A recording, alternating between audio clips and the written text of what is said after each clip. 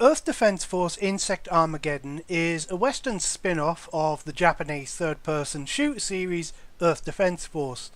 And the differences between the games unironically demonstrate the differences between how the countries generally approach game design.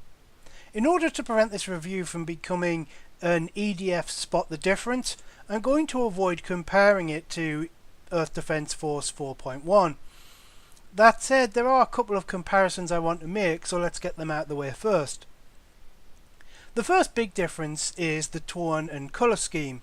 The difference is obvious from the main menu. Instead of a brightly coloured menu with identifiable heroic music like EDF 1.4, instead you get a serious, mostly grey and brown video of the game and some generic orchestral music. As you can see, all the colours except grey and brown have been thrown out, and the over-the-top campy silliness has been replaced with grim dark seriousness, to the point where your character unironically says that he's Oscar Mike. There are some attempts at keeping a sense of humour, but it mostly falls flat, though there were a few lines that made me smile, but overall it lacked the charm of EDF 4. The other big comparison is the way the classes are handled. They are basically the same ones as EDF 4, albeit renamed. So the Fencer is now the Battle class, the Wing Diver is now Jet, etc. But it's not just the names that have changed, they've all been brought into line mechanically as well. Whereas the classes in EDF 4 were almost different games in how they played, each with their own pros, cons, mechanics and control schemes, in Insect Armageddon the classes are basically variants of standard shooter man. Some move faster or take more damage, one has a shield instead of a turret, but they all play fairly similar. I think it's also worth mentioning that just like EDF 4.1, the game seems to expect you to play as one class for most, if not all of the campaign. Also, Insect Armageddon has a sprint button, which makes getting around the map so much quicker than in EDF 4.1. Anyway, with all the comparisons out of the way, let's talk about the game on its own terms. Earth has been invaded by aliens, using giant insects and giant robots. You take on the role of a bored-sounding Steve Blum, an EDF soldier who has to kick the aliens off of Earth by using a variety of guns. The game leaves a bad first impression. Grey and brown colour scheme, generic music, bland sound effects, subpar voice acting and a 30 FPS lock. But once you adjust to the game's initial crap factor, it's alright. The missions vary story-wise, from tracking down crashed dropships to defending specific areas or trying to reach an evac point. Likewise, the objectives vary in theory. Killing waves of enemies, fighting a boss or mini-boss, or trying to destroy anthills, but in practice you're basically doing the same thing over and over. Moving from point to point, killing waves of enemies before moving to another point to do the same. They do try to mix things up. There are the occasional anthills that will spawn enemies until they are destroyed. You can disable them temporarily by shooting them, but to take them out permanently you have to plant a bomb on them. This basically means holding E for a few seconds without being interrupted. Sometimes you have a mech or tank or gun turret to man, but these are questionable as to their effectiveness. The vehicles are fun and do good damage, but you can get by without them for the most part. But most of the time you're on foot with two AI teammates. I played on normal and the AI was okay. They were able to defend themselves and keep up most of the time, and they did revive me a few times, but generally they can't be relied on to do much killing. If the end of level stats are to be believed, I'd often kill 200 plus enemies while they managed about 30 or 40. It wouldn't surprise me if the game was built around co-op and these guys were just filler.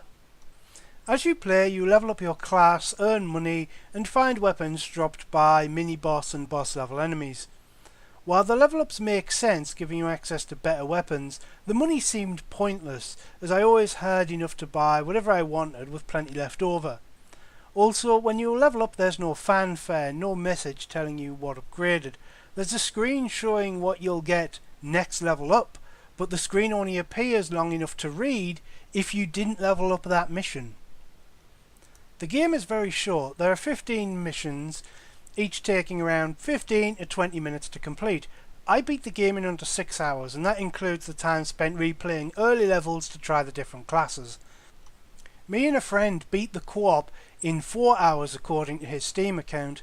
There is a survival mode, harder difficulties and a remix campaign to try and add replay value, but there's little reason to go back. The ending is bad in the sense that it doesn't have one. It's up there with the likes of Kane & Lynch 2 and Metal Gear Solid 5. I'm going to talk about it, and while there's nothing really to spoil, consider this the spoiler warning! At the end of the game there's a mission where you fight an ant queen and plant a bomb. Then there's an admittedly cool mission in which you try to escape the blast radius, during which the alien mothership turns up and blasts the city Independence Day style. Then the game just sits on the mission end screen. There's no new missions available, and I actually went to Google to check if this was a bug or something, but no, there's no chapter 4. That's how the game ends, not even a credits roll or a final boss fight. You never come back to defeat the mothership, nothing, the game just stops. Apparently there's a true ending if you beat the game on Inferno mode, but I don't know for sure. So far it sounds like I hate the game, but it's not that bad. Sure, it has some minor annoyances, the ending's annoying and the game being at 30 frames a second isn't ideal, but in some ways it's better than EDF 4.1. The inclusion of the sprint button, the way that giant robots will try to stomp on you when you get close instead of flailing around strangely, and yet I don't like it quite as much. In my review for EDF 4.1 I mentioned how the game had some flaws, but there was a hard to define sense of passion and care that went into the game. EDF Insect Armageddon is the opposite, arguably more mechanically sound with no major flaws to speak of, but less enjoyable overall. In the end, Earth Defense Force Insect Armageddon is okay. It's not a bad game, it's just not the best either. It's fun enough, especially when trying out some of the sillier weapons. And the game is short, but that makes it easy to burn through in a weekend. Worth picking up for £3 during a Steam sale, especially if you can find a friend to play it in co-op.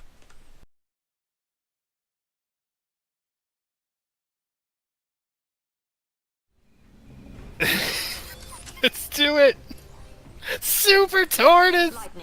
Super Tortoise, go! Waypoint is up. I was up the lock on for it, I guess. Seems to be going faster than the tortoise I had. Oh wait, it's turning! It's going towards something!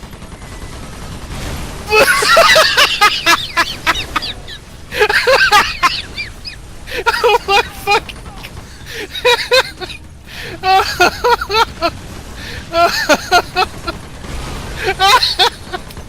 I'm sorry, Saber. This is the dumbest gun ever. And I can shoot more than one. I just haven't been because I've been neglecting